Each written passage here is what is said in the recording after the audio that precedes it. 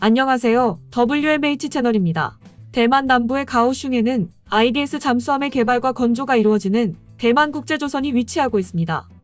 차이잉원 총통 집권 이후 대만 정부는 잠암국조라는 이름으로 국산 잠수함 개발에 열을 올리고 있습니다.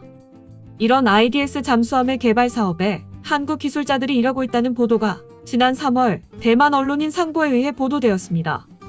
첫 보도는 지난 3월 12일에 처음 나왔습니다. 이 기사의 내용을 살펴보면 새로운 코로나 바이러스 전염병이 전 세계로 빠르게 확산되었으며 유럽, 미국, 일본 및 한국의 많은 국가의 전염병이 통제 불능 상태가 되었으며 이는 IDS 프로토타입 잠수함 건설에도 영향을 미쳤으며 현재 건설 중인 잠수함 개발 및 잠수함 제조 기술자 교육은 모두 일본과 한국 및 유럽의 선임 기술 컨설턴트의 지원에 의존하지만 이들 국가는 대만 중앙전염병 사령센터에 포함되어 있어 이들 나라 사람들은 모두 출입국이 제한되어 있습니다. 이들 외국인들에 대해서는 모두 철저한 건강관리와 검역이 필요합니다. 그래서 조선소가 위치한 남부 지역의 주요 호텔들은 외국 기술자들을 받는 것을 꺼려합니다. 하지만 운 좋게도 중앙검역소에서 이들을 위해 가오슝 교외에 소규모 출장소를 차렸으며 에어컨이 나오는 격리실에서 외국 기술자들은 매일 체온을 스스로 측정해야 하며 16일간 격리되어 있어야 합니다.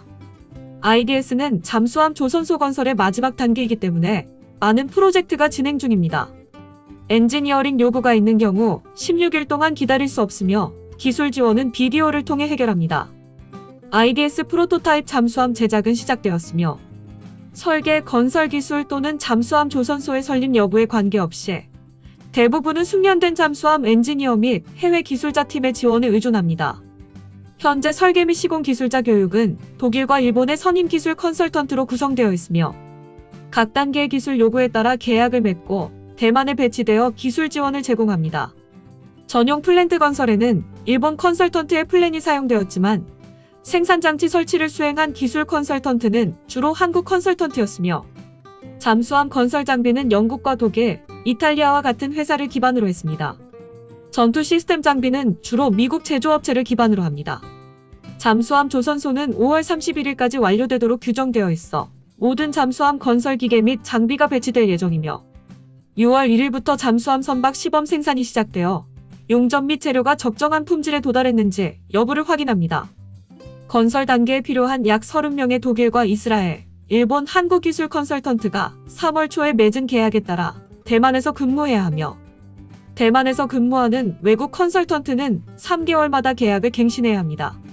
이상이 기사의 주요 내용이며 3월 27일에도 비슷한 내용의 기사가 나왔습니다.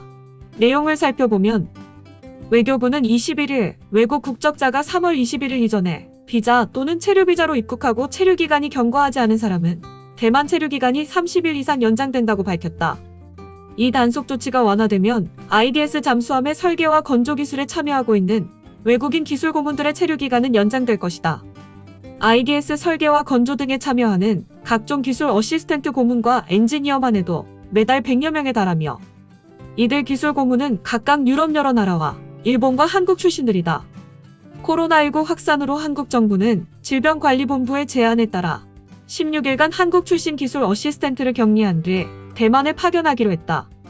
대만 해군이 진정으로 우려하는 것은 매달 근무 비자가 만료되는 것이라고 한다. 유럽이 현재 중증 재해 지역이고 이들 기술 어시스턴트는 대부분 나이가 많으며 장거리 여객기에 탑승함으로 감염에 적합한 고위험군이다. 그래서 유럽 각국에 잇따른 국경 폐쇄로 이들은 자국으로 돌아갈 수 없으며 대만 선박협회는 이들이 만기가 된 기술 어시스턴트직으로 계속 근무할 의사가 있는지를 타진한 뒤 외교부에 특별한 건으로 체류 연장을 요청했다. 이에 외교부는 체류 연장을 허용한다고 밝힌 것이다. 이에 따라 대만 선박협회와 해군은 별도의 업무 비자를 신청하지 않고 IDS에서 일하는 외국 국적의 기술 어시스턴트들이 본인의 임무를 모두 마친 뒤 출국할 수 있도록 하는 방안을 희망하고 있는 것으로 알려졌다. 이상이 기사의 내용이었습니다. 사실 대만은 우리나라보다 먼저 잠수함을 도입했습니다. 지난 1969년 대만은 미국으로부터 열에서 12척의 재래식 잠수함, 즉 디젤 잠수함을 구입하려고 했지만 당시 미 정부는 잠수함이 공격형 무기라며 대만 정부의 거부 의사를 밝혔습니다.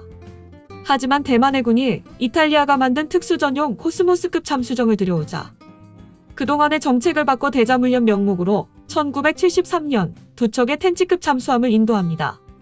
또한 1980년대 중반에는 네덜란드로부터 즈바르디스급 잠수함 두 척을 들여오지만 이후 중국 정부의 압력으로 대만의 잠수함 전력 확보는 난항을 거듭하게 되었습니다. 그러나 도널드 트럼프 미 행정부가 들어서면서 상황이 반전되었습니다. 미국과 대만 간의 관계가 급진전되면서 대만의 독자 잠수함 개발도 속도가 빨라졌습니다.